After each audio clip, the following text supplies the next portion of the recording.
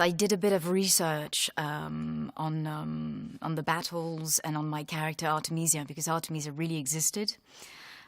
She's a bit different though in this film, but she was quite an amazing character. You know, very strong, like an Amazon. You know, and a woman commander. All those years ago was quite unusual. She's the baddie, but I love playing kind of, evil characters. It's always more interesting. Evil characters, but who are complex and have a reason to behave in such a way. And Artemisia is, she's very ballsy, she's tough, she's fearless. And we kind of find out throughout the film that her whole family got killed by mutinous Greek soldiers. So that explains her need for revenge, her hatred towards the Greeks. When I talked to Zach, actually, on the phone at the very beginning, he really saw Artemisia like a samurai.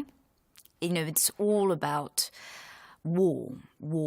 There's nothing else. And what's actually interesting is when she meets Themistocles, she's a bit disturbed. He turns out to be so fierce, and she comes to admire him, and she becomes obsessed with possessing her arch enemy, and she will do anything to bring him to her side. But things don't go really as planned. So she goes back to war. I met Mark Twight in Paris, and we trained like 2 hours in the morning every day. And I'm not the most physical person, so at the beginning it was a bit it was a bit scary.